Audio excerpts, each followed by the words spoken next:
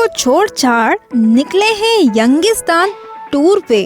But let me tell you बच्चों, you will find fun and सफर every मोड़ पे। तो युवाओं, मंजिल से पहले रास्ते तो भटक लें। चलो आपके सवालों के जवाब आज गुलफाम की गलियों में ढूंढ लें। On platform 90.8 FM with RJ Anushka. So let's start the journey on radio Manjira 90.8 FM। हर पल खुशियों भरा।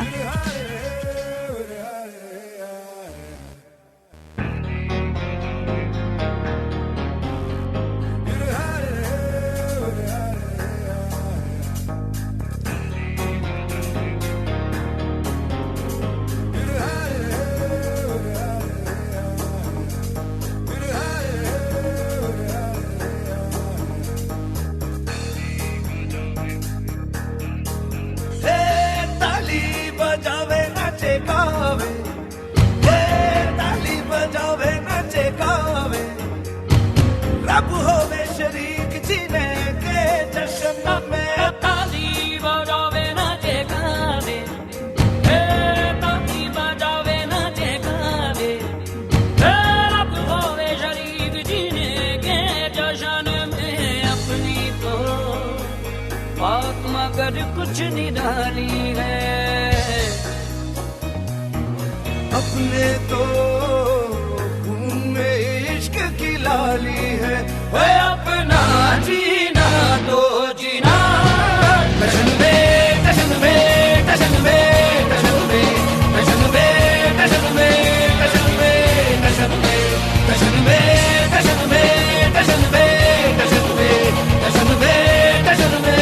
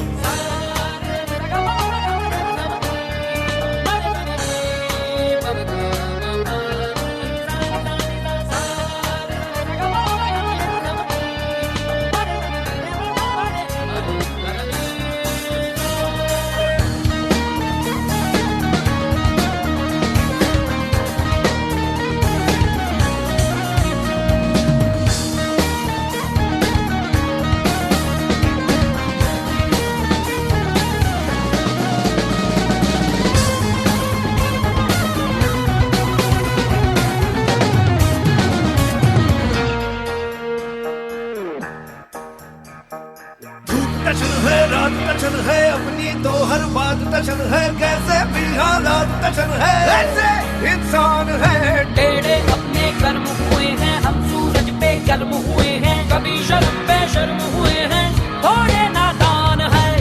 हमसे हैरान है तीर सिकंदर का, हम पे कुर्बान है नील समंदर का। हमसे हैरान है तीर सिकंदर का, हम पे कुर्बान है समंदर को।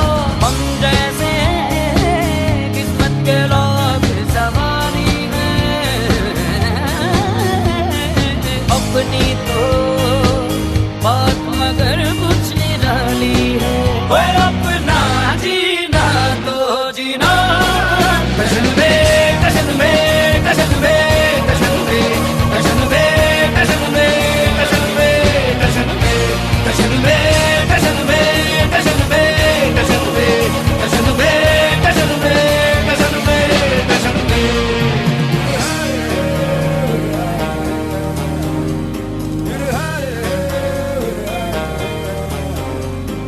ताली बजावे नाचे गावे, हे ताली बजावे नाचे गावे। अब होवे शरीक जीने के जश्न में। ताली बजावे नाचे गावे, हे ताली बजावे नाचे गावे। हे रब होवे शरीक जीने के जश्न में। अपनी तो बात मगर कुछ निराली है। अपने तो खून में इश्क की लाली है।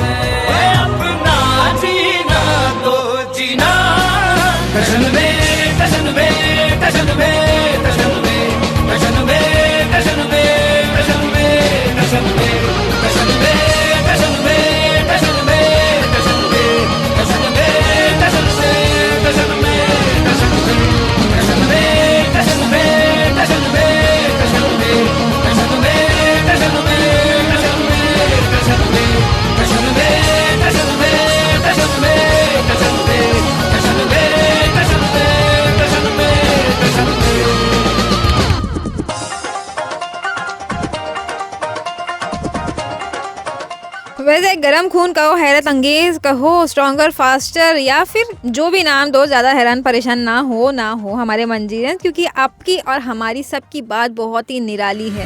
क्योंकि आजकल के यंगस्टर्स हैं, ऐसी ही सबकी कहानी है। मिजाज ना हर किसी का थोड़ा थोड़ा सा सख्त है, थोड़ा स्ट्रिक्ट होना लाजमी होता ही है भाई। क्योंकि अगर समंदर खारा नहीं होता, मीठा होता तो हर कोई पी के इसको गटक नहीं लेता। इसलिए लाइफ में थोड़ी सी खारेपन की ज़रूरत होती है। और क्या है ना, हमारी ये जो लाइफ की जर्नी है जैसे जैसे निकल रही है, वैसे वैसे गुलफाम की गलियों का जो सफ़र है वो भी शुरू हो रहा है। ये लो जी, हम आ गए हैं। हाय लो, नमस्ते, अस्सलाम वालेकुम। हम करते करते ही वो टूर और ट्रैवल का पैकेज लेकर ओनली ऑन गुलफाम की गलियों में 1 घंटे का ये सफ़र है, आपको और हमें मिलकर करना है। सफ़र नहीं करना इंग्लिश वाला, सफ़र करना है हिंदी वाला, जहाँ पे अपनी कुछ पास्ट, कुछ प्रेजेंट और फ्यूचर की बातें होंगी फुल टशन में। बातें जब देश की होती है ना, तो ऐवे ही आपको और हमारा सीना चौड़ा हो ही जाता है। क्योंकि देश ने इतना कुछ किया है, लेकिन भैया गर्व हमें बहुत ज़्यादा होता है।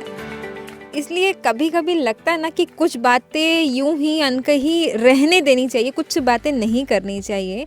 ऐसा नहीं है कि वो जो अनकही बातें उसका आंसर खामोशी खामोशी खेल कर करने का है, नहीं भैया। कुछ बातों के लिए अड्डे पे या फिर कॉर्नर में या फिर एक ऐसे जगह पे मिलना ही पड़ता है जहाँ पे मिलजुल कर किसी एक बात का या किसी सवाल का जवाब हम निकाल सके, या फिर कोई ऐसी नई डिस्कवरी कर सके जो आप हमारे तक पहुँचा सके, या फिर वाइस वर्सा हम आप तक पहुँचा सके।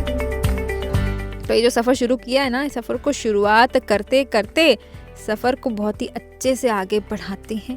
आप थको मत, थके हारे लोगों के लिए यहाँ पे बिल्कुल भी रास्ता नहीं है। लेकिन यहाँ पे आते ही थके हारे लोग भी ज़िंदा हो जाते हैं, एकदम एक्टिव हो जाते हैं। तो बन जाइए एक्टिव हमारे साथ, क्योंकि बहुत सारी बातें, एकदम धमाकेदार बातें आने वाली है। एक ऐसी टॉक ऑफ द टाउन हम सबका तो हिस्सा है ही, लेकिन हमें जानना है एक्चुअली में उसकी डेप्थ में। तो जाते हैं जल्दी जल्दी डुबकी लगाने के लिए राइट ऑफ दिस सॉन्ग, जिसमें छुपी है छोटी सी थीम अगली गली के बारे में। Stay tune with RJ Anushka only on Gulfam की गलियों में। कहाँ भाई, बस रेडियो मंजीरा पर, क्योंकि यहाँ पे बन जाता है आपका हर पल खुशियों भरा।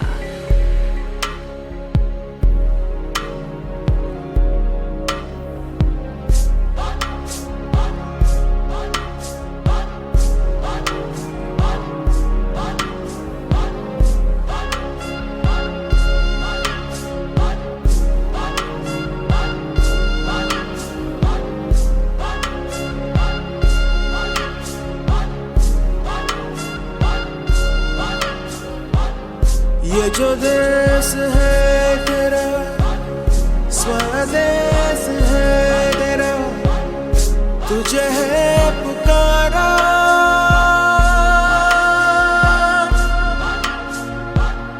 ये वो बंधन है जो कभी टूट नहीं सकता। ये जो देश है तेरा, स्वदेश है तेरा, तुझे है पुकारा।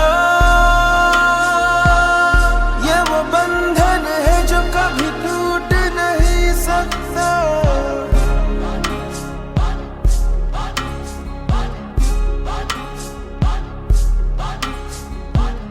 मिट्टी की है जो खुशबू, तू कैसे भुलाएगा। तू चाहे कहीं जाए, लौट के आएगा।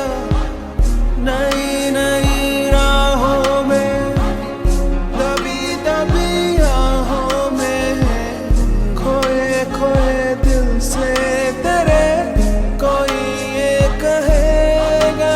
ये जो देश है तेरा, स्वदेश है तेरा, तुझे है पुकारा। कभी टूट नहीं सकता।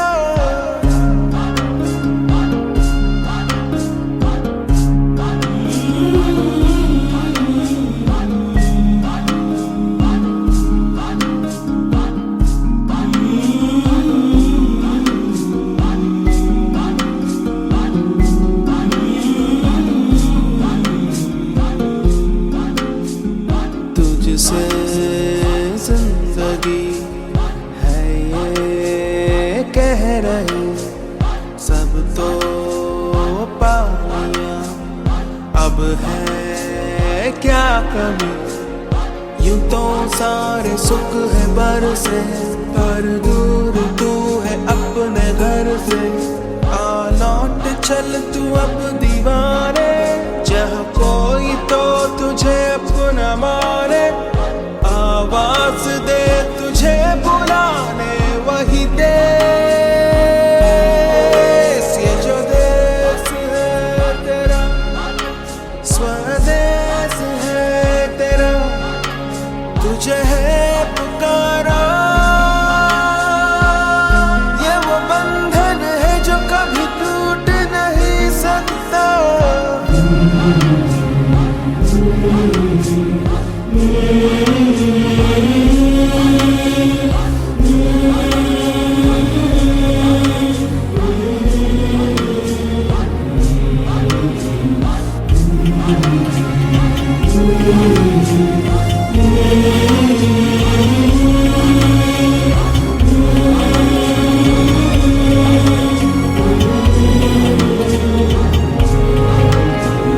ये पल है वही जिसमें है छुपी पूरी एक सदी, सारी जिंदगी।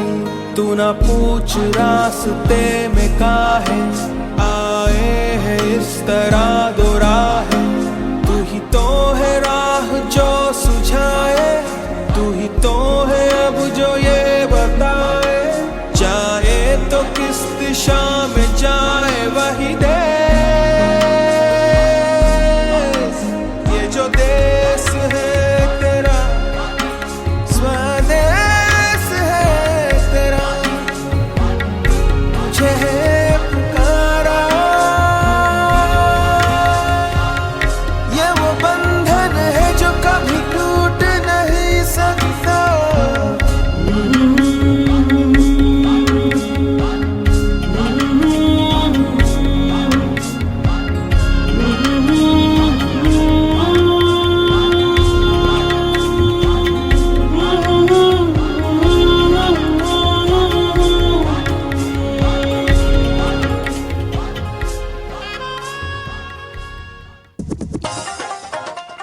वेल जब भी देश की बात आती है ना तो सीरियसली जैसे आपका अभी गर्व से सीना चौड़ा हो रहा है ना कि भैया अपने देश की जो बात है वो बहुत ही निराली है, ठीक वैसे ही आज है टॉक ऑफ द टाउन बनी हुई एक ऐसी खास बात के लिए जिसके लिए अपना भारत जाना जाता है। देखिए हम हमेशा इस बात के लिए तो बिलीव करते हैं कि इंडिपेंडेंस डे हो या फिर रिपब्लिक डे हो, इसके लिए हमें कोई सेपरेट डे की ज़रूरत नहीं पड़ती है, या हर दिन हमारा ही है, हमारा अपना एकदम एकदम नज़दीकी करीबी है हमारा, लेकिन उसके लिए अलग दिन क्यों।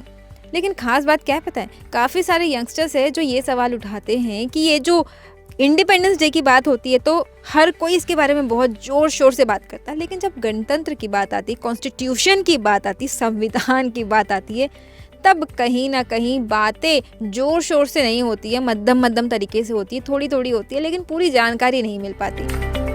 तो आज टॉक ऑफ द टाउन में हमने सोचा क्यों ना इसी बात पर हम थोड़ी सी बात आपके साथ में शेयर कर ले, क्योंकि ये जो हम कहते हैं ना कि by the people to the people for the people, यही चीज़ें बनी है कॉन्स्टिट्यूशन ऑफ इंडिया की एक ऐसी कहानी जो भारत की जनता ने बनाया है, और उसमें जो आखिरी पावर रहती है ना, अंतिम शक्ति, वो जनता को ही प्रदान की गई है। ये सबसे बड़ी स्पेशलिटी है हमारी कॉन्स्टिट्यूशन ऑफ इंडिया की।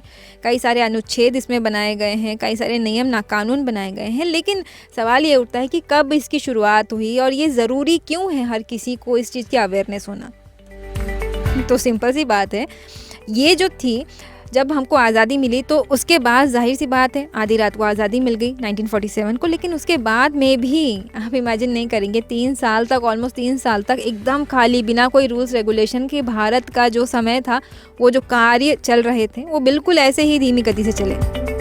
लेकिन 1950 में संविधान को लागू कर दिया गया था, और हर साल 26 जनवरी को जो इंडिया गेट रहता है वहाँ पे खास प्रोग्राम बनाए जाते हैं, बहुत ही अच्छी झांकियाँ निकलती है, परेड होती है जो हम टीवी में देखते हैं, कभी कभी कोई लोग लाइव में भी देख लेते हैं, कई सारे ऐसे करतब होते हैं।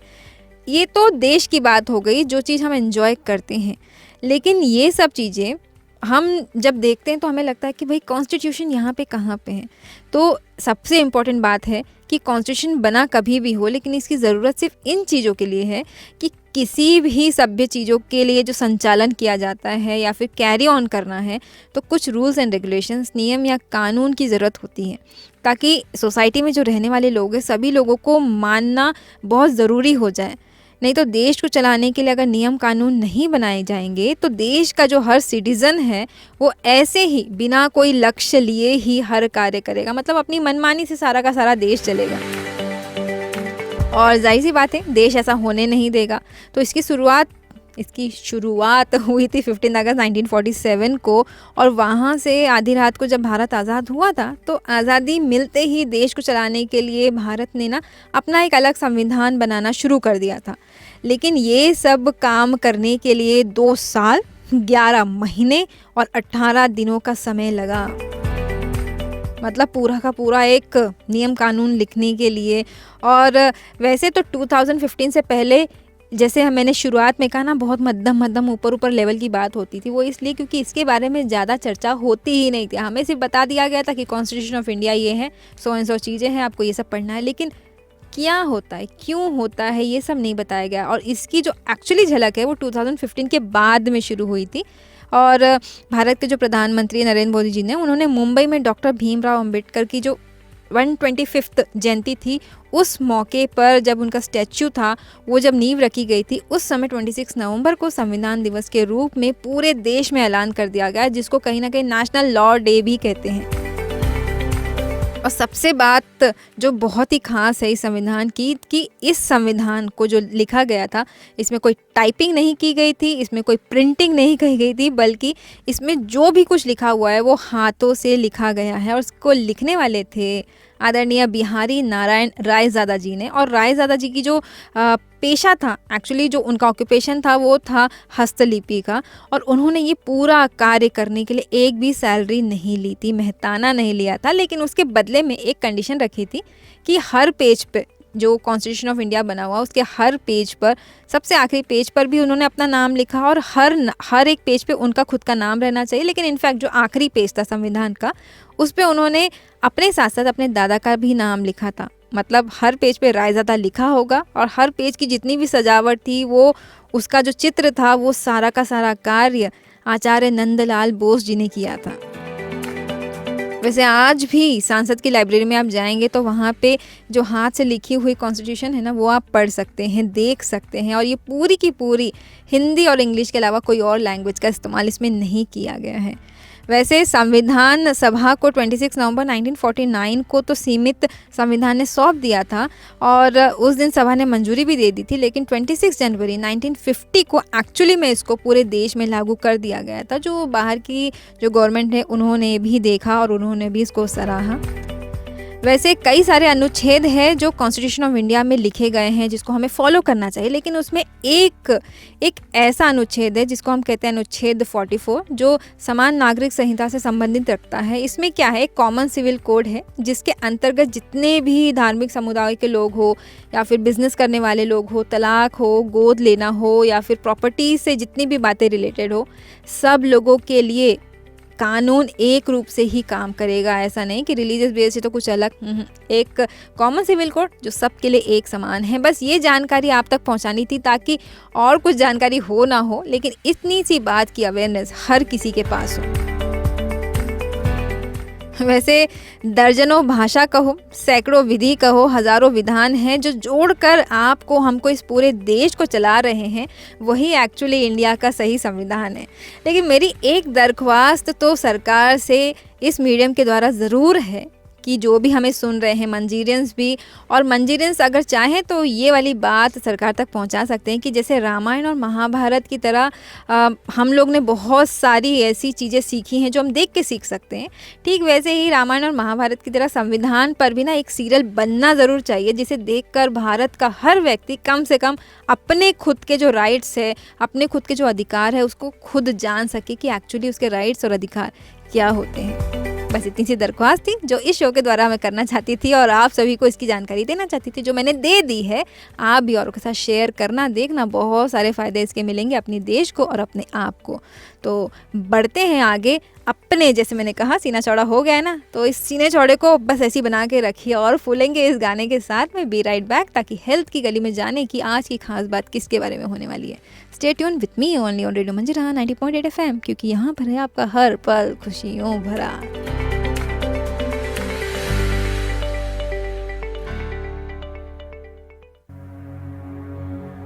भवानी के वीरों उठा लो भुजा को, सत्याग्नि को मस्तक सजा लो,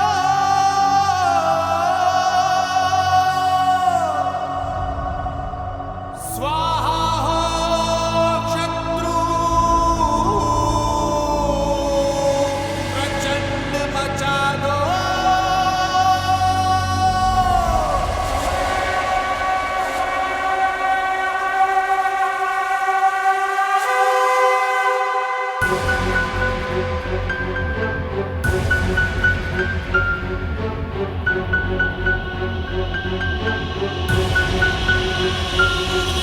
शब्द नवद वीर बन देश नमन जीत बन, कदमों के ताल से दूध का बादल सजा, शत्रु के लहू से धरती का श्रृंगार कर, देश पर प्रहार है प्रहार कर कमंड कर प्रचंड कर, तांडव सा युद्ध कर भयंकर।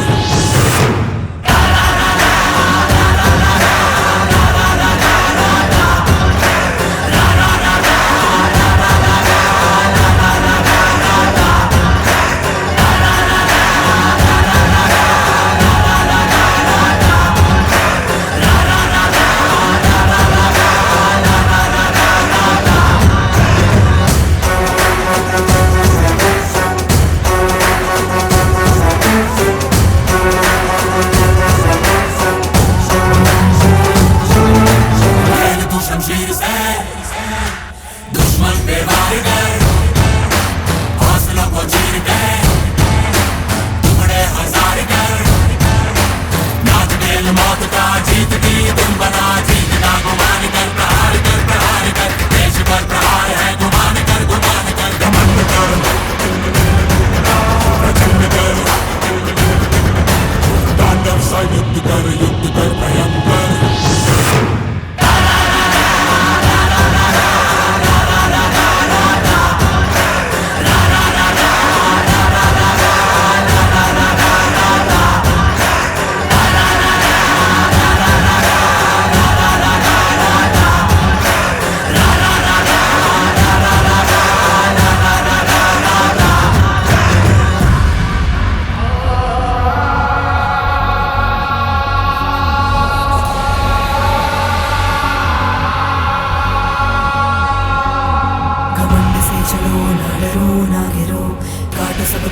जीत की यो चलो, घमंड की पुकार है डरो ना डरो, दल दल में लहू के बढ़ चलो, घमंड ही तेरे शीश का शिकार है, चीर शीश सबके बढ़ चलो, घमंड से चलो ना डरो ना डरो, काटो सब कुछ से जीत की यो चलो।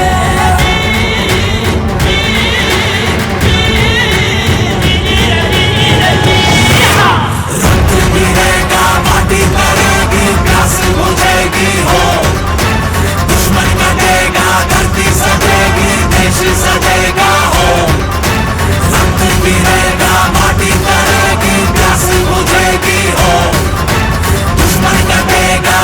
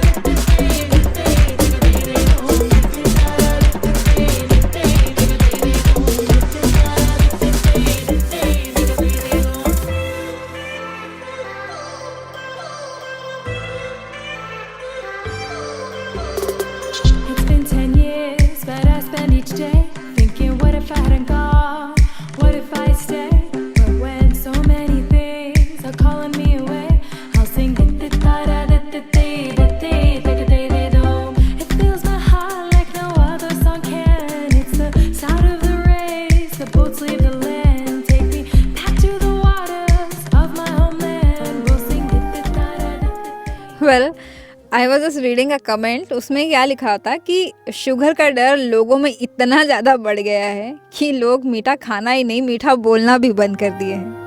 ऐसा होना नहीं चाहिए। हमारी लाइफ इतनी स्वीट स्वीट सी हमको मिली है, उसको खट्टी मिट्टी बनाना चाहिए, उसको एकदम कड़वा नहीं बनाना। भाई मीठा नहीं बोलोगे तो फिर इंसान आएंगे कैसे, बात कैसे करेंगे, सीखेंगे कैसे, आपके साथ घुलेंगे मिलेंगे कैसे, और आपके जैसे हमारी बात सुनेगा कौन अगर आप ऐसे मीठे मीठे नहीं रहेंगे तो। देखिए, शुगर की जो स्टोरी होती है, जितना सुनने में मिठास लगती है, जितना सुनने में बहुत सारे इमेजिनेशन आप कर सकते हैं क्या क्या खा सकते हैं, लेकिन ना कहीं ये तहलका मचा रही है अच्छे कामों के लिए नहीं, कुछ ऐसे कामों के लिए जिसकी वजह से हमारा खुद का नुकसान बहुत हो रहा है। तो मैं नहीं चाहती हूँ कि हमारे प्यारे प्यारे मंजीरन्स का ये नुकसान हो। तो ज़रूर ज़रूर ज़रूर आरजे अनुष्का उसकी एक ख़ास बात आपको ज़रूर बताएगी कि ये जो शुगर है ना, इसको ना ले ऐसा भी नहीं कहूँगी और ले ऐसा भी नहीं कहूँगी, क्योंकि ये एक ऐसी चीज़ बन गई है जो किसी भी तरीके में आए, लेकिन हम कहीं ना कहीं इसके गुलाम बन जाते हैं, क्योंकि हर दिन हमें और चाहिए और चाहिए और चाहिए। जैसा किस्सा हो गया ना, कभी बर्गर के रूप में हो, पिज़्ज़ा हो, आइसक्रीम हो, बिस्किट्स हो, कॉर्नफ्लेक्स हो, और पता नहीं क्या क्या।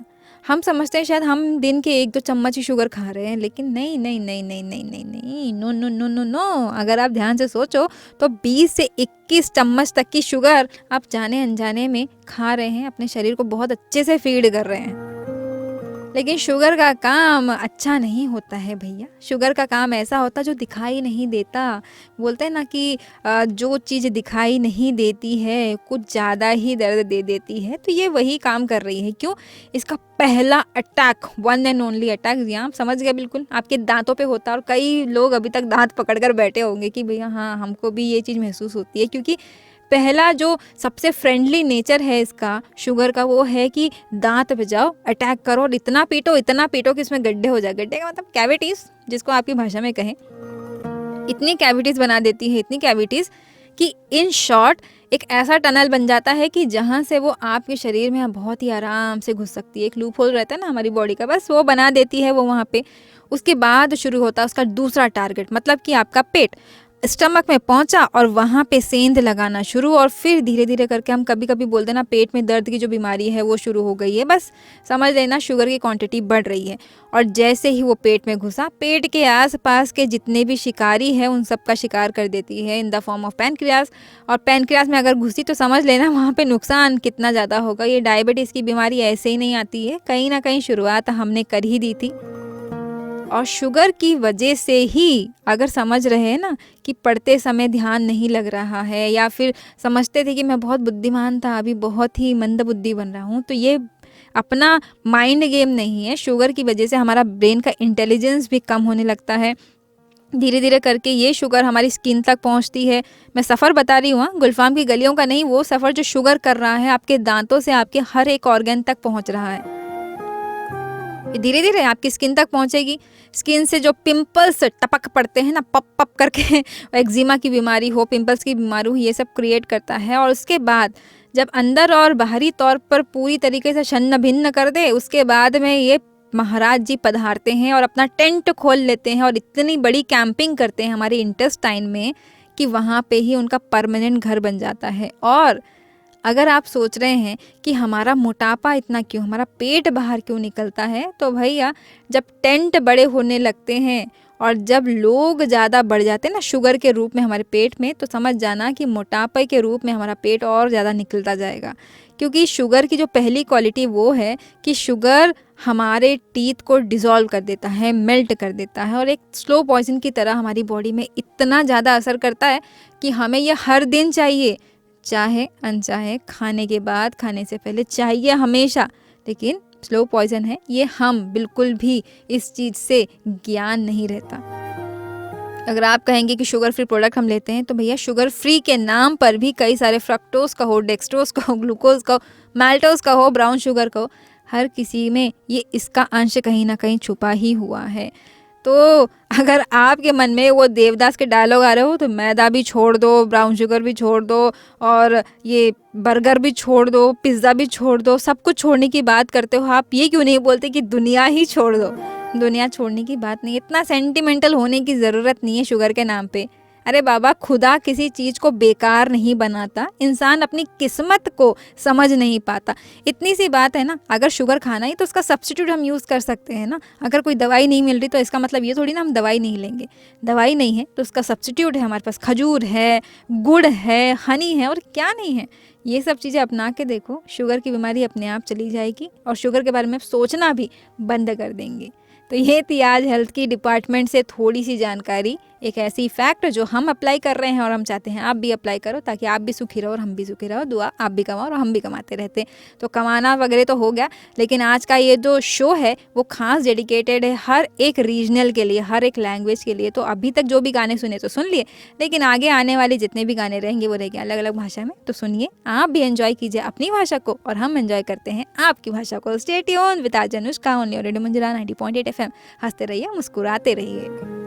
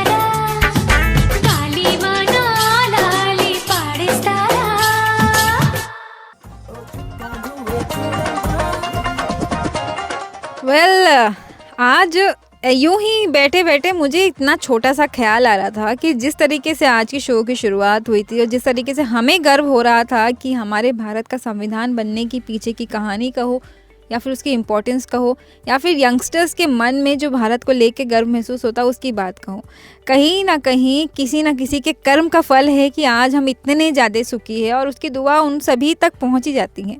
लेकिन जब बात होती है ना अपने खुद के कर्म की, जिसको हम कहते हैं कर्म फिलोसफी, किस तरीके से हमारे ऊपर लागू होगा, बस वही एक लाइफ लेसन है जो exactly is not a life lesson, लेकिन हाँ मैं कुछ बातें ऐसी ज़रूर शेयर करना चाहती हूँ जो कर्म फिलोसफी को लेकर रिलेटेड है। क्योंकि अगर भारत के संविधान से ना भी डरो, एटलीस्ट अपने कर्म करने के तरीके से तो हम लोगों को थोड़ा डर रहना चाहिए कि भारत के संविधान को या फिर भारत की सरकार को अगर हम कहीं ना कहीं चकमा दे भी देते हैं, लेकिन अपने कर्म से हम पीछे कैसे हटेंगे।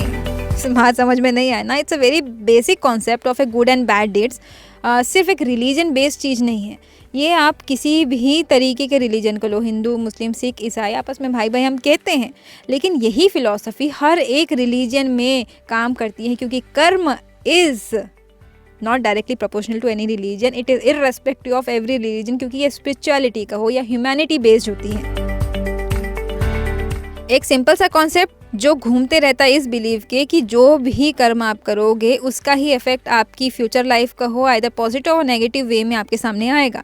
लेकिन इसका जो इन्फ्लुएंस है हमारे प्रेजेंट पर, हमारी फ्यूचर लाइफ पे कहीं ना कहीं इस चीज़ को डिसाइड करता है कि हम किस तरीके की बॉडी लेंगे, किस तरीके के घर में जाएंगे, किस तरीके का जन्म हमारा होगा, either as a human and so. लेकिन इसके पीछे की अगर डीप कहानी को देखें तो स्वामी विवेकानंद जी से हम काफ़ी सारी इंस्पिरेशन ले सकते हैं। Because it has been said कि जो कर्म हम करते हैं, no one has created it, no one has control over it and no one owns it. किसी का इस पर हक नहीं रहता है। ये बस एक्सेप्शन होता है कि आप जो कर्म कर रहे हैं आपका वो संस्कार बनता जा रहा है और आपके पीछे पीछे हर जगह वो आएगा। And humans have a free will कि उनकी एबिलिटी होती है चॉइस करने की, डिसाइड करने की। So they can create karma by their action या फिर inaction when they are alive on the earth, या जैसे भी रहे वो उनके पर डिपेंड रहता है कि वो कैसा कर्म कर रहे हैं। लेकिन कई सारी एंशिएंट बुक्स हैं, प्राचीन किताबें हैं जिसमें कर्म योग के बारे में काफ़ी कुछ लिखा हुआ है। इनफैक्ट श्रीमद् भगवद गीता में भी वो बात लिखी हुई है। Keep all this thing aside, हम अगर प्रैक्टिकली बात करें तो स्वामी विवेकानंद जी ने भी काफ़ी बार प्रैक्टिस किया है कर्म योगा को। और ही हैज़ सेड कि कई सारे ऐसे लोग हैं जो फिज़िकल थिंग्स के पीछे में या फिर जो मटेरियलिस्टिक चीज़ होती है ना उसमें ही अपना एन्जॉयमेंट देखते हैं। But actually what we earn is really ours, वही चीज़ हमारी अपनी रहती है। भले ही कोई ऐसा इडियट होगा जो दुनिया की सारी किताबें खरीद लेगा, अपने घर में लाइब्रेरी भी बना लेगा, but he will be able to only read those जो वो डिज़र्व करता है। और जो डिज़र्विंग प्रोडक्ट उसकी लाइफ में लिखा गया है वही उसका कर्मा होता है। सो हम जो भी डिज़र्व करते हैं या फिर हम जो भी चीज़ जमा करते हैं, we are responsible for what we are and whatever we wish ourselves to be, we have the power to make ourself. हम कभी भी किसी को ब्लेम नहीं कर सकते हैं कि आपकी वजह से मेरी लाइफ ऐसी हुई है या मेरी वजह से आपकी लाइफ बहुत बेटर हो गई है। नो, आपके भाग्य में जो लिखा था आपके भाग्य में वही चीज़ आपको मिल रही है। तो एक छोटा सा कंक्लूजन जो इस चीज़ से मैंने निकाला है कि नो मैटर वॉट, आप जो भी एक्शन ले, चाहे वो धीरे हो, स्लो हो, डिलेड हो, इमीडिएट हो, but they always come back to you somehow. If we think karma as a boomerang, जो हम जनरली आज की जनरेशन यूज़ करती है, it's not just one action that comes back, it's all of them. सारी की सारी चीज़ें कभी ना कभी एक साथ टपक जाती है, क्योंकि जब यूनिवर्स डिलीवर करता है ना तो उस समय वो अच्छा हो या बुरा दोनों एक साथ हमारी झोली में डाल देता है। तो जो भी एक्शन हो रहा है that happens in the present moment, और जो भी रिजल्ट रहता है दैट रिटर्न आइदर इमिडिएटली और ओवर द टाइम, थोड़ा टाइम लग सकता है। तो सिंपल सी चीज़ है, कर्म करो ऐसे भाई कि पड़े ना फिर पछताना। इसीलिए अपने कर्मों पे ध्यान दो। भैया किसी को भी बेवकूफ़ बना लो लेकिन अपने आप को तो कोई बना नहीं सकता। Be honest to yourself. तो जो भी आप काम कर रहे हो अपने काम का पर्चा अपने पास में रखना, बाकी सब में तो आप बेफिक्र बादशाह हैं ही। तो बेफिक्र बादशाह होकर आज का ये जो कर्मक फिलॉसफी का एक खास गाना आप सभी लोगों के लिए डेडिकेटेड इन अनदर लैंग्वेज, आप भी सुनिए, मैं भी एंजॉय करती हूँ। एंड स्टे बैक, क्योंकि एक खास interview right after the song आने वाला है। विथ मी आज अनुष्का ओनली ऑन रेडियो मंजीरा 90.8 FM। गुलफाम की गलियों का सफ़र यूं ही जारी रहेगा।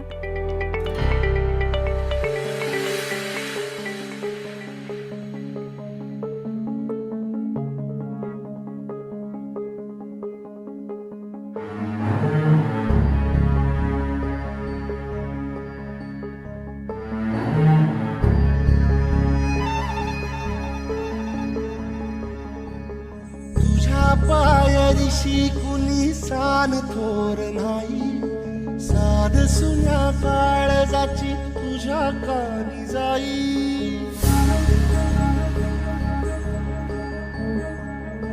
हे तरी देवा सरनायो भोग कशा पायी, हरवली वाट दिशा अंधारल्या धाई. वाळून उधळतो जीव माय बापा, वनवायोरी पेटला. खेळ मांडला, खेळ मांडला, खेळ मांडला देवा, खेळ मांडला. सांडली गाडीत भात घेतला बसा तुझा, तूच वाट दाखीव गा खेळ मांडला. डावी देवा पैल पार पाठीशी पुरा उभा, यो तुझ्याच उंबऱ्यात खेळ मांडला.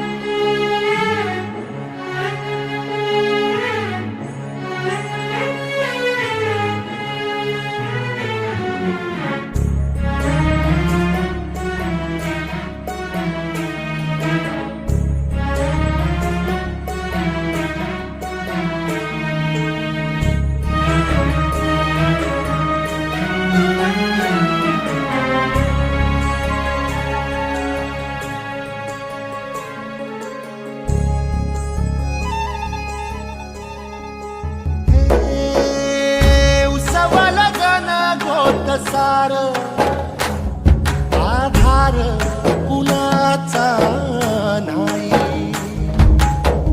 भेगाळल्या भुई परिजीन, अंगार जीवाला जाळी. बळगे झुंजाया कीर्तीची ढाल दे, नवी पंच प्राण जीवारत ताल दे. कर पलरान देवाचं नशिबार, तरी नाही धीर सांगला. खेळ मांडला,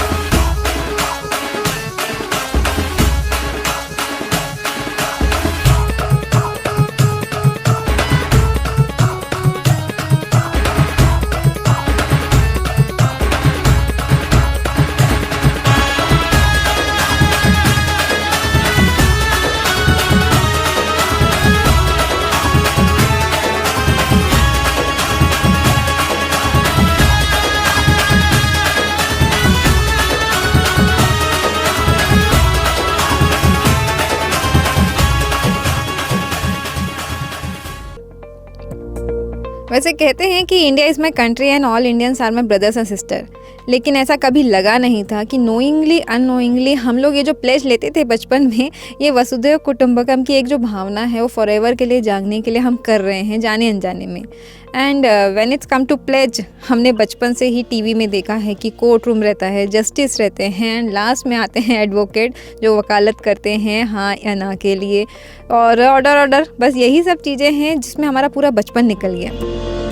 लेकिन अगर रियलिटी की बात करें तो जैसे जैसे बड़े होते हैं समझ में आता है कि भैया इतना आसान नहीं है, क्योंकि विधाता की अदालत में वकालत बहुत न्यारी है.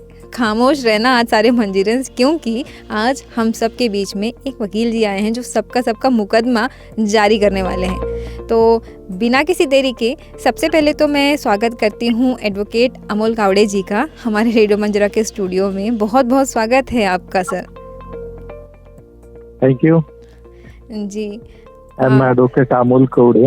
जी, आपका परिचय अगर आपकी तरफ से ही सब श्रोताओं को देंगे तो बहुत अच्छा रहेगा भाई जी। जी I am practicing at Kalam, which is a taluka place in Usmanabad district, Maharashtra. जी And I am practicing specifically in civil litigation from 2005. बहुत लंबे समय से प्रैक्टिस चल रही है वकालत की, तो बहुत सही बात है। लेकिन जब भी हम इसकी कानून की या फिर वकील की बात करते हैं ना, तो थोड़ा सा अंदर में डर बैठ जाता है बहुत सारे लोगों के मन में कि क्या होगा क्या नहीं होगा। लेकिन मैं आपसे ही पूछना चाहूँगी कि आपकी लाइफ कैसी है, मतलब किस तरीके का एक चेंजेस है आपकी लाइफ में जब से आप वकालत कर रहे हैं या अभी जब प्रैक्टिस करते हैं, तो किस तरीके का माहौल रहता है आसपास में, कैसा आपको महसूस होता है? अच्छा, अभी तो ये माहौल का है, ये वकालत में आने का तो एक्सीडेंटली ही मैं एडवोकेट बन गया। अच्छा। वो तो कुछ ऐसा नहीं था कि एडवोकेट ही बनूंगा। लेकिन एडवोकेट बनने के बाद जो प्रैक्टिस किया, तो आई फाउंड लोगों में ये जो है नॉलेज लॉ का नॉलेज नहीं है, और नॉलेज नहीं है इसलिए सब प्रॉब्लम है। जो डिप्राइवेशन है और जो लोगों पर अन्याय होता है, जो उनका राइट उनको नहीं मिल पाता, उसी का जो मेन रीजन है वो है उनको नॉलेज नहीं है। या हमारे देश की जो लीगल सिस्टम है उसी के बारे में कुछ पता नहीं। और पैसे भी मैं अभी मेरा ये भी ऑब्जर्वेशन है कि जो इस देश की यूथ है अभी, जो मॉडर्न जनरेशन है,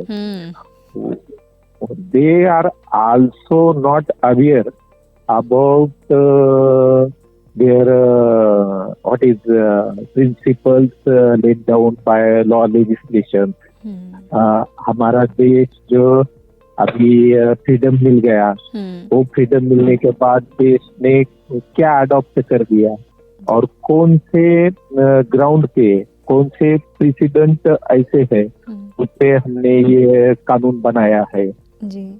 उसमें क्या एश्योरेंस है, हमारी ड्यूटीज क्या है, हमारे राइट्स क्या है, इसके बारे में ऐसा अवेयरनेस दिखता नहीं है जी। उतनी इन्फॉर्मेशन नहीं रहती, क्योंकि जब स्कूल में पढ़ाया जाता है तो एक मैंडेटरी सब्जेक्ट रहता है सोशल साइंस, जिसमें हमें सिर्फ इतना बताया जाता है कि सिविल लॉज क्या होते हैं, पॉलिटिकल लॉज क्या होता है, छोटी छोटी बातें। लेकिन ना अगर आप हमारे सामने में हैं तो हम आपसे ही जानना चाहेंगे कि एक्चुअली में ये जो संविधान की हम बात करते हैं, कॉन्स्टिट्यूशन की बात करते हैं, तो ये होती क्या चीज़ है जो हर इंसान जाने कि एक्चुअली संविधान है क्या, जो इंडियन इंस्टीट्यूशन ने बनाया है। तो उसकी जो शुरुआत है तो वो क्या है, एक कॉन्स्टिट्यूशन जो है, ये राज्यगत जिसको बोलते हैं, एक कॉन्स्टिट्यूशन हमारे देश में 26 नवंबर 1949 को हमारे देश की जो कॉन्स्टिट्यूशन असेंबली थी, which is presided by Dr. Rajendra Prasad. Okay. हाँ, उन्होंने और उनके साथ कुछ 389 मेंबर्स थे कॉन्स्टिट्यूशन असेंबली के। तो उन लोगों ने ये कॉन्स्टिट्यूशन जो drafted by doctor Ambedkar, doctor Bhimrao Ambedkar, वो कॉन्स्टिट्यूशन का book, constitution book not in the sense of book, वो कॉन्स्टिट्यूशन हमारे कॉन्स्टिट्यूशन असेंबली ने on behalf of all people of India adopt किया। अच्छा। उसको स्वीकृत कर दिया, और वो स्वीकृत कर दिया दूसरी भाषा में, दूसरी लैंग्वेज में ये क्या है, it is a contract between all Indian citizens. मतलब This contract, हाँ, इस कॉन्स्टिट्यूशन पे मतलब हर एक नागरिक का पूरा हक है, for the people, by the people and to the people का जो सिस्टम चलता है ये कॉन्स्टिट्यूशन में हर किसी के लिए Yes. मौजूद है। yes, yes. It is made or created by people for themselves and for all people. Sir मेरा एक तो- सवाल ये है कि लोगों को इस चीज़ की अवेयरनेस, जैसे आपने कहा ना कि अवेयरनेस नहीं है इसलिए कई सारे लोग वायलेट कर देते हैं, मतलब रूल्स को तोड़ देते हैं, चीज़ों को नहीं समझते हैं इसलिए गलतियां हो जाती हैं। हमारे पास में आंसर तो है कि उनको इन्फॉर्मेशन होनी चाहिए, अवेयरनेस होनी चाहिए, लेकिन किस चीज़ का, किस ऐसे राइट्स का या किस ऐसी लॉ का बेसिकली जानना बहुत ज़रूरी है जिसकी वजह से जो क्राइम्स इतने ज़्यादा रेट पे होते हैं या फिर इनजस्टिस होता है वो ना हो। तो ऐसे कौन सी चीज़ें हैं जो हर एक नागरिक का जानने का पूरा पूरा अधिकार है कि मुझे ये जानना ज़रूरी है, तब मैं ये चीज़ें गलती नहीं करूँगा? पहले हम इसको डिफरेंशिएट करना चाहिए कि क्राइम जो है सोसाइटी में वो इग्नोरेंस की वजह से और अनअवेयरनेस की वजह से नहीं है। वो क्राइम है, वो एक डिफरेंट एस्पेक्ट है, उसके डिफरेंट रीजंस है कि क्राइम क्यों है। क्रिमिनलिटी माइंड जो है वो अलग है। यानी कि कुछ ऐसे सिचुएशंस होते हैं, कुछ सिचुएशंस में वो क्रिमिनलिटी डेवलप होती है। लेकिन अगर हम ऐसा करते हैं, जब से मैं ये बीके परिवार से जुड़ा हूँ और कुछ उसका भी नॉलेज मुझे मिल रहा है, तो वो क्रिमिनलिटी जो माइंड में है तो वो संस्कार जो होता है, उसका संस्कार हर पर्सन का वो उस पे ज्यादा डिपेंड करता होता है कि क्रिमिनल मेंटेलिटी। अच्छा, ये क्रिमिनल जूरिस्प्रूडेंस बोल के जो क्रिमिनल सिस्टम इस देश में चलाई जाती है, इस देश में लॉ एंड ऑर्डर मेंटेन रहे और क्रिमिनल बने नहीं। जो क्रिमिनल मेंटेलिटी के लोग हैं उनको कुछ डिस्टेंस मिले, उनको कुछ ट्रीटमेंट मिले।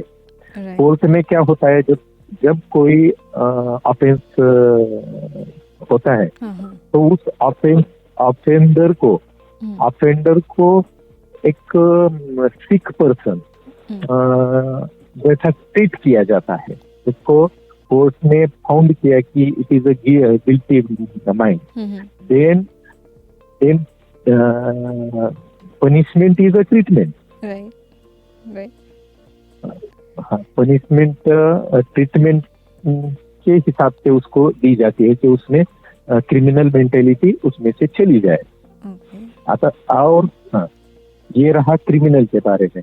अभी दूसरा जो एंगल है इसके बारे में, क्या अवेयरनेस के बारे में, तो जो some peoples are depriving rights of another person. वो अन्याय करने वाले लोग कुछ होते हैं और वो जो सहन करने वाले हैं जिनका राइट डिप्राइव होता है वो दूसरे होते हैं। तो जिनका राइट डिप्राइव होता है वो ऐसे लोग हैं कि उनको अवेयरनेस होने के न होने की वजह से उनका राइट का डिप्राइवेशन होता है, और डिप्राइवेशन होने के बाद भी वो असिस्टेंस इस लीगल सिस्टम का अपने ऊपर जो अन्याय हो रहा है वो उसको कम करने के लिए, अपना राइट अचीव करने के लिए वो कुछ नहीं करते। वो इस देश की जो सिस्टम है उसका मदद नहीं देते। राइट, ये तो बात बिल्कुल सही कही कि जो टॉर्चर कर रहा है या अत्याचार कर रहा है उसे मालूम है, लेकिन जो सहन कर रहा है उनको ये मालूम नहीं रहते हैं कि उसके राइट्स है ये कि सहन नहीं करना है, आपको वहाँ पे थोड़ी आवाज़ उठानी है, बात करनी है। यस सर, ये जो मतलब जो इन्फॉर्मेशन हमें मिलती है इंडियन कॉन्स्टिट्यूशन से, थोड़ी सी जो हमने रीडिंग कैपेसिटी थी हमारी, जो हमने पढ़ी थी, उसमें जस्टिस के बारे में, न्याय के बारे में 3 परिभाषा बताई गई थी कि जब किसी को न्याय देना पड़ता है तो उसकी जो लिबर्टी होती है, उसकी जो इक्वालिटी होती है और जो फैटर्निटी होती है, इस चीज़ पे बेस्ड होना चाहिए कि उसको जो न्याय मिले वो इस चीज़ पे रहे। इसके बारे में थोड़ा सा हमें बताएंगे कि ये लिबर्टी क्या है या इक्वालिटी क्या है, फैटर्निटी क्या चीज़ होती है इन द इंडियन कॉन्स्टिट्यूशन? अच्छा, देखो, कॉन्स्टिट्यूशन में एक पार्ट 3 है, उसमें से आर्टिकल 14 से आर्टिकल 32 ये फंडामेंटल राइट्स इस देश के सिटीजन्स को जो दिए है इसके बारे में इंसर्ट किया है। तो इसमें से सबसे पहला जो फंडामेंटल राइट आर्टिकल 14 में है वो है इक्वेलिटी बिफोर लॉ। कानून के सामने, लॉ के सामने इस देश के सब सिटीजन इक्वल है in respect of their caste, religion, race और सेक्स। जी जी। तो ये सब ग्राउंड पे सब इक्वल है लॉ के ऊपर। और इसमें जो फंडामेंटल राइट्स में से जो मेन है तो वो सबसे ज्यादा इम्पोर्टेंट आर्टिकल 90 और आर्टिकल 21।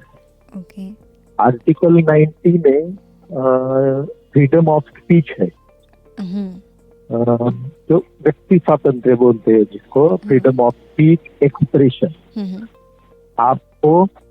आपको बात स्पीच यानी कि आपका जो सोचते हैं, जो करते हैं, उसमें क्या क्या इंक्लूड होता है कि आपको असेंबल होने का राइट मिलता है। राइट। मतलब हमारे जो विचार है, हमारे जो एक्सप्रेशन है, वो उस पे हमारा हक है। हम एक डेमोक्रेटिक कंट्री में रहते हैं तो हमारा हक है कि हम जो भी सोचते हैं वो अपनी विचार को सामने व्यक्त कर सके, सामने वाले पर्सन सामने व्यक्त कर सकते हैं, उसकी संगठना बना सकते हैं, असेंबल कर सकते हैं उसको, वो संगठित हो सकते हैं उस विचार के थ्रू। हाँ, और उसको स्प्रेड भी कर सकते हैं, वो लोगों को स्प्रेड करने का, लोगों को बताने का, उसका लोगों में इंफॉर्मेशन बढ़ाने का, उस थॉट जो आपका जो थॉट है, आपका थॉट कौन सा भी हो सकता है। आपका थॉट अगर रिलीजन के बारे में है, वो आपका थॉट है, तो वो थॉट आप उसकी संगठना बना सकते हैं, उस थॉट को आप लोगों में बता सकते हैं, जी जी, स्प्रेड कर सकते हैं, बता सकते हैं। जी जी। और उसमें क्या है, और असेंबल होने का राइट है, right of freedom and expression के बारे में। और दूसरा जो है आर्टिकल 21, तो वो है लाइफ के बारे में। लाइफ, सब सिटीजन को लाइफ की सिक्योरिटी मिल गई है, जीवन जीने का। अच्छा, जीने का राइट है। उसमें राइट इंक्लूड प्रॉपर्टी परचेज करने का, थ्रू आउट इंडिया की टेरिटोरी में आप किधर भी घूम सकते हैं। आपके जो कानून जिसको परमिट करता है, यानी कि जो उस सब प्रोफेशन आपको करने का राइट मिलता है उसमें। अच्छा अच्छा अच्छा, मतलब जो भी चीजें हम इंडिया कहीं भी सेटल। हाँ, right, they are free to visit anywhere, they are free to work anywhere, it is their choice. तो ये राइट भी हमें संविधान देता है कि इस पे कोई रिस्ट्रिक्शन ना डाला जाए। हाँ, ये थोड़ी सी कुछ नई बातें थी हमारे लिए। वैसे जब कॉन्स्टिट्यूशन बोलते हैं हम, तो उसमें कहते हैं ना कि हमारा इंडिया बहुत सेकुलर कंट्री है। तो ये जो सोशलिस्ट की बात करते हैं, इंटीग्रिटी की बात करते हैं, इसके ऊपर में आपका क्या कहना है सर? देखो, कॉन्स्टिट्यूशन जो है, कॉन्स्टिट्यूशन का प्रियम्बल है जी। प्रियम्बल में एक कॉन्स्टिट्यूशन का एक दूसरी लैंग्वेज में कहे तो वो सोल है, सब उसमें आता है। तो उसमें ये हमारा देश जो है, देश कैसा बनाने का है, देश की विचारधारा क्या होनी है, ये इसमें सब तय किया है। तो उसमें जो सेक्युलर, सोशलिस्ट, रिपब्लिक, जो ये जो कॉन्सेप्ट उसमें इंट्रोड्यूस किए गए हैं, तो वो उसको बहुत बड़ा इम्पोर्टेंस है। अभी देश में सेक्युलर के बारे में, सेक्युलर इस वर्ल्ड के बारे में कुछ बहुत सारी डिफरेंस ऑफ ओपिनियंस है। लेकिन मेरा खुद का मानना है सेक्युलर माने कि ये हर सिटीजन की दूसरा सिटीजन रिस्पेक्ट करे, उसको उसका जो थॉट है। अभी जो हमने डिस्कस किया आर्टिकल 90 के बारे में, एक्सप्रेशन एंड एक्सप्रेशन के बारे में, right to speech and expression के बारे में जो डिस्कशन किया, तो वो जो हम उसको माइंड में रखते हैं, तो वो माइंड में रखते ही सेक्युलर शब्द का प्रयोग किया जाता है। सेक्युलर यानी कि आप एक दूसरे के बारे में रिस्पेक्ट करो, एक दूसरे के बारे में जो थॉट्स है उसके कुछ भी हो सकते हैं, वो थॉट को रिस्पेक्ट करो तो ऐसा नहीं कि उसको फॉलो करने का है, ऐसा नहीं है। रिस्पेक्ट यानी कि सिर्फ वो उसका जो क्या माइंड सेट है, उसकी जो थिंकिंग है, वो समझने की है। वो राइट हो सकती है आपके हिसाब से, रॉन्ग हो सकती है, लेकिन वो कहने का, उसको उसकी वर्शिप करने का, उसको स्प्रेड करने का, उसको एक्सप्रेस करने का जो राइट आर्टिकल 90 देता है, वो आर्टिकल 90 ही दूसरी लैंग्वेज में सेक्युलर है। ओके, अच्छा, मतलब हमें ब्लाइंडली कोई चीज़ को फॉलो नहीं करना है, लेकिन अगर कोई कुछ चीज़ों को व्यक्त करना चाहता है या बताना चाहता है, तो उनको सुनने की जो क्षमता है वो भी रहनी चाहिए। अगर हम एग्री नहीं करें तो इसका मतलब ये नहीं है कि हम अपोज करें, सुन के हम शांत भी रह सकते हैं। Okay, that is a good thing actually. Sir, जैसे बहुत सारी चीज़ें हैं, वैसे संविधान के बारे में अगर बात करने के लिए जाएंगे तो शायद वो पूरा समय ही कम पड़ेगा हमें उस चीज़ के बारे में बात करने के लिए। फिर भी आपसे पूछना चाहूँगी पर्सनली ये बात कि हमारा जो संविधान बना है, और आपने जो इतनी पढ़ाई पढ़ी है, अभी आप प्रैक्टिस करते हैं, तो आपका भी कोई ओपिनियन रहा होगा या रहता होगा अभी भी कि संविधान में इस चीज़ को भी इंक्लूड करना चाहिए। ऐसा कोई पर्सनल ओपिनियन है जो आप चाहते हैं कि संविधान में ये चीज़ इंक्लूड हो गई तो अच्छा होगा, ऐसा कोई पर्सनल ओपिनियन आपका? अच्छा, अभी देखो इस टॉपिक पे मुझे बोलने का राइट जो है जी, ये भी मुझे बन नहीं सकता, ऐसा मैं समझता हूँ खुद के बारे में। क्यों? क्योंकि कॉन्स्टिट्यूशन ऑफ इंडिया जो है वो कॉन्स्टिट्यूशन जिसमें बहुत सारा संशोधन करके, बहुत सारा स्टडी करके और बहुत अच्छे लोगों ने वो ड्राफ्ट किया है। पूरे वर्ल्ड में उस टाइम जो कॉन्स्टिट्यूशन थी दूसरे देश की,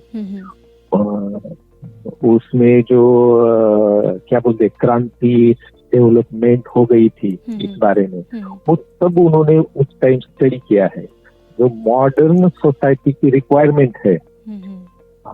और स्पेसिफिकली उसमें जो कहा जाता है कि फ्रेंच रिवॉल्यूशन है, फ्रेंच रिवॉल्यूशन से कुछ बातें जो निकली कि फ्रीडम, ये स्वातंत्र्य, समता, बंधुता, वो जो कहते हैं वो इस कॉन्स्टिट्यूशन में अडॉप्ट किया है। यानी कि दुनिया में से जो जो सब अच्छा है वो सब यहाँ अडॉप्ट किया है। और वो करने के बाद वो उस टाइम के जो हमारे देश के लीडर थे, जो फ्रीडम फाइटर्स थे उसमें कुछ, वो सब लोगों ने सोच समझ के कॉन्स्टिट्यूशन अडॉप्ट किया है। अच्छा। और अभी अपना इतना बड़ा देश है जो ये देश को कहते हैं कि India is a sample of all world. India में दुनिया में जो सब है, तो एक इंडिया में ही वो सब है, पूरा है, ये देश है। तो वो इंडिया अभी 17 साल पूरे कर रहा है अपने। तो वो कॉन्स्टिट्यूशन की ही उसकी पावर है, वो कॉन्स्टिट्यूशन ने ही एक कमाल करके दिखाया है। ये राइट। कॉन्स्टिट्यूशन में क्या हमारे लोगों में उनकी डेवलपमेंट हो गई। Development not only in the sense of physical development, but in also उनकी स्पिरिचुअलिटी की भी डेवलपमेंट हो गई इस देश में। इस देश में एजुकेशन की डेवलपमेंट हो गई, लोगों का लिविंग ऑफ स्टैंडर्ड बहुत अचीव कर लिया है। तो ये इसका तो श्रेय सब कॉन्स्टिट्यूशन को है। और Right. कॉन्स्टिट्यूशन में संशोधन की जो कुछ बात है, आपने अगर कहा कि इसमें कुछ चेंजेस होने चाहिए क्या, तो उस चेंजेस के बारे में तो वो तो मेरा सब्जेक्ट नहीं है। जी। कॉन्स्टिट्यूशन में जो संशोधन करते हैं और कॉन्स्टिट्यूशन में practice as an advocate lawyer जो प्रैक्टिस करते हैं वो अपेक्स कोर्ट में, हाई कोर्ट, सुप्रीम कोर्ट में कॉन्स्टिट्यूशन का ज्यादा ये होता है। जी जी। तो मुझे पर्सनली तो कॉन्स्टिट्यूशन में अभी कुछ तो चेंज करने का ऐसा नहीं मुझे लगता। कॉन्स्टिट्यूशन अपनी कॉन्स्टिट्यूशन है, इट इज द बेस्ट। ये तो बात आपने बिल्कुल बिल्कुल सही कही है सर, कि बहुत संशोधन, बहुत रिसर्च करने के बाद में ये जो कॉन्स्टिट्यूशन बना है वो ऐसे ही नहीं बना, क्योंकि इसको करीब करीब शायद 2 साल लगे थे, 2 साल 11 महीने एंड सम दिन, तब जाके इतना बड़ा जो कॉन्स्टिट्यूशन हमारे देश के लिए इतना बड़ा हम ये कह सकते हैं रूल्स एंड रेगुलेशंस बन के आए हैं हम सभी के लिए। तो मतलब बहुत बार इंसान से ये जो हम सुनते हैं ना कि जिसको जो चीज़ मिलती है उसमें वो खुश रहना चाहिए, तो वही चीज़ आपके ही इस मैसेज में हमें मिली है कि जो भी संशोधन बने वो इतने स्ट्रॉन्ग है, तभी आज इंडिया आज इतना स्ट्रॉन्गली एम्पावर होके ऊपर आ रहा है और आगे भी आता रहेगा। मैं कुछ ऐड करना चाहता हूँ इसमें। जरूर। क्या कॉन्स्टिट्यूशन है ना, कॉन्स्टिट्यूशन की ब्यूटी इसमें है, आपको जो कुछ आपका जिसपे श्रद्धा है वो बुक आप पढ़ते हैं, जो रिलीजियस बुक्स होते हैं जी। वो पढ़ने के बाद जो आप काम में एक्सपीरियंस करते हैं, जो शांति एक्सपीरियंस करते हैं, मुझे पर्सनली कॉन्स्टिट्यूशन पढ़ने के बाद कुछ वैसा ही होता। ओके, मतलब बहुत बार कहते हैं ना अपनी कर्म ही पूजा है, बिल्कुल ऐसा डेडिकेशन आपसे साउंड हो रहा है कि आपने इतना प्रैक्टिस किया है कि आप उसको पूजा की तरह ही पूजते हैं। इसलिए जैसे कहते हैं ना डीएनए में पूरा चीज़ घुसी रहती है, नस नस में रहती है, वैसे ही वकालत आपकी नस नस में है। ये तो एकदम जाहिर है, आपकी डेडिकेशन साफ दिखाई देती है। सर मैं फिर भी रिक्वेस्ट करना चाहूँगी आपसे एक चीज़, एक मैसेज, क्योंकि इतनी इंस्पिरेशनल बातें आपने हमारे साथ शेयर करी है ना, तो हमारा जो यूथ है जो सुन रहा है आपको, उनके लिए आपकी तरफ से क्या मैसेज देना चाहेंगे आज के, खासकर आज के यूथ के लिए? आज के इसके लिए बारे में तो उनको ऐसा क्या बोलेंगे, इंस्पायरेशन के लिए ही कुछ बोलना चाहूँगा।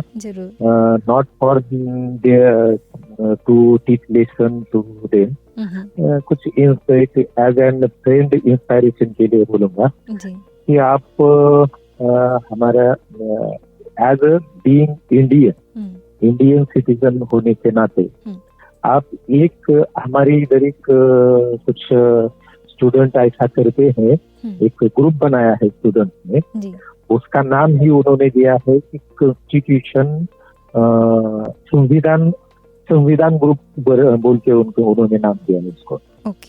और उनको वो क्या काम करते हैं, वो कॉन्स्टिट्यूशन का अवेयरनेस बढ़ाने के लिए काम करते हैं। ये अभी फेसबुक, व्हाट्सएप ये ग्रुप है ना, तो उसका उन्होंने यूज करके कॉन्स्टिट्यूशन के बारे में जो इंफॉर्मेशन दे सकते हैं, जितने लोगों तक पहुंच सकते हैं, उस तक उन्होंने एक अप्रोच कर दिया है। और कॉन्स्टिट्यूशन इस देश के अगर हर सिटीजन जान लेता है तो आपका अपने देश के ऊपर बहुत प्राउड फील करेंगे आप। और दूसरी बात, आपको कभी भी अनसिक्योरिटी इस देश में महसूस नहीं होगी। आप बहुत कॉन्फिडेंट बन जाओगे जब आप कॉन्स्टिट्यूशन को पढ़ेंगे, कॉन्स्टिट्यूशन के बारे में जानेंगे और दूसरों को भी उसकी जानकारी देंगे, तो आपकी भी लाइफ बनेगी और अपने सारे देश के सिटीजन की लाइफ बनेगी। जी जी, ज़रूर ज़रूर। आपने जो रिक्वेस्ट करी है यूथ से और जो मैसेज दिया है, वो उम्मीद करती हूँ कि जो भी सुन रहे होंगे वो एज अ वॉलंटियर यहाँ पे ज़रूर काम करे, क्योंकि ये जब देश की बात होती है ना, तो हर नागरिक जाग जाता है कि देश के लिए मुझे भी कुछ करना है। आपका बहुत बहुत धन्यवाद है अमोल गावड़े जी, जो आज आप हमारे साथ जुड़े और आपका अनमोल समय हमारे लिए निकाला और इतनी अच्छी बातें हमारे साथ में शेयर करी। आपका बहुत बहुत धन्यवाद। Thank you very much. आपने इस कार्यक्रम में मुझे बुलाया और बोलने की कुछ शेयर करने की कुछ दी दी, इसके लिए मैं आपका बहुत धन्यवाद देता हूँ। Pleasure is us only sir. Thank you so much. ये थे अमोल गावड़े जी, जो अभी हमारे साथ में जुड़े थे। तो सुन ली ना बहुत सारी बातें जो हमें अपने जीवन में अप्लाई करनी है प्रैक्टिकल तरीके से। वैसे इंसान खुद की गलती पर बहुत अच्छा वकील बन जाता है, लेकिन जब दूसरे लोग गलती करते हैं तो सीधा वहाँ पे जज बन जाते हैं। तो बिल्कुल भी ना तो जज बनना है ना वकील बनना है। एक सिंपल सा इंडियन सिटीज़न बन के हर एक चीज़ को फॉलो करनी है और हाँ, कोशिश करना है कि जन जन तक उनके जो हक होते हैं, जो संविधान ने सब लोगों को समान दिया है, वो इन्फॉर्मेशन एटलीस्ट हम हर किसी तक पहुँचाएँ। ये हमारी सबसे बड़ी रिस्पॉन्सिबिलिटी है, या समझ लीजिए सबसे बड़ा कर्तव्य है जो हमें करना ज़रूरी है। जैसे मैंने किया वैसे आप भी कीजिए और बने रहिए आरजे अनुष्का के साथ only on radio Manjira 90.8 FM। गुलफाम की गलियों का ये सफ़र यूं ही जारी रहेगा।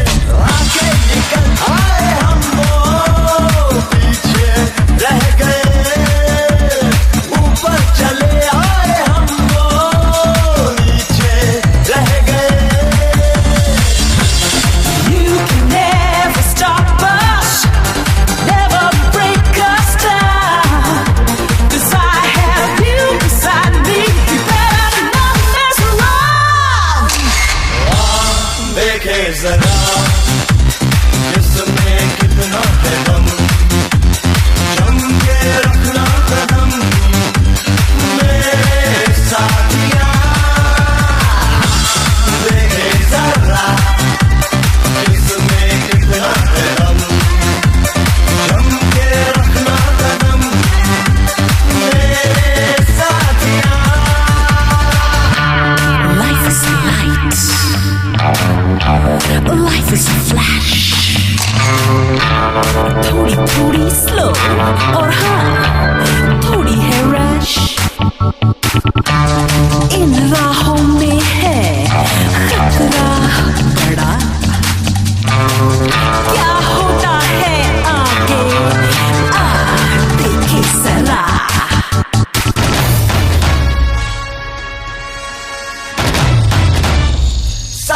शहर में हम ही हैं, हम साथ कौन है, देखो इधर हम यही हैं, हम साथ कौन है, सारे शहर में हम ही हैं, हम साथ कौन है, देखो इधर हम यही हैं, हम साथ कौन है। You can never stop us, never break us down. 'Cause I have you beside me, you better not mess around. देखे जरा इसमें कितना है दम, जम के रखना कदम मेरे साथिया, देखे जरा इसमें कितना है दम, जम के रखना कदम मेरे साथिया।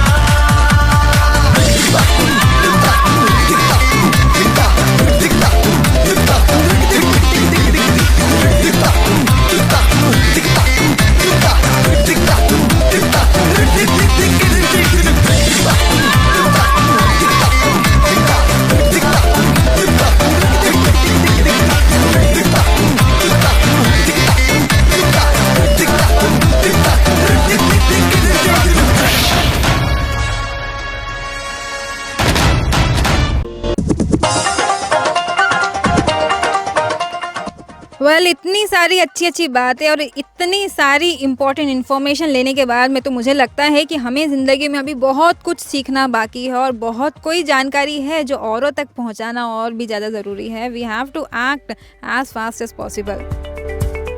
तो जिस तरीके से हमारा ये सफ़र गुजरा है, मैं बस एक ही दरख्वास्त करूँगी ऊपर वाले से कि जैसे ये ज़िंदगी गुजर रही है बड़े ही नाजुक दौर से जो पूरा समय चल रहा है, मिलती नहीं है तसल्ली आप सभी के बिना।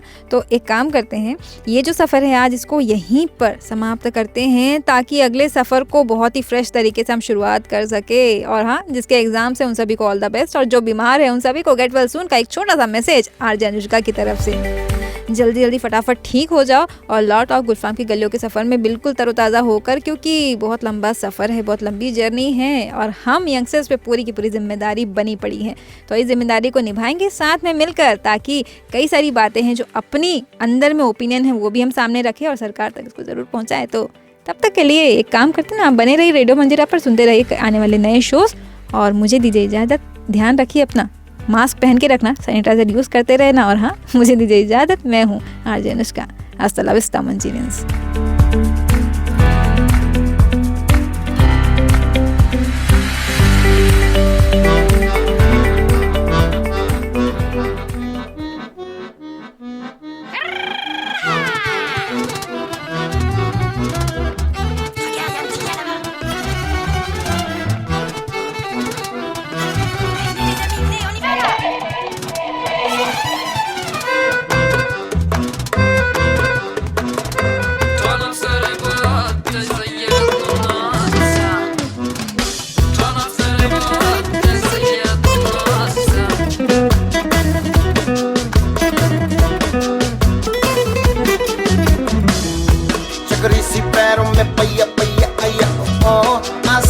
सरपट घुमा ओ ओ, सुनाइए हमने ओ ओ ओ ओ, रानी घूमे घूमे गोरे गोरे पैर से, चिकी चिकी चिकी चिकी चिकी चारा, पानी फिर 9-2-11, जाती तो खिसके आती, एक दिन मैं जूते 12, राजा का चढ़ गया पारा, खबरी को पास पुकारा, ये क्या है माजरा।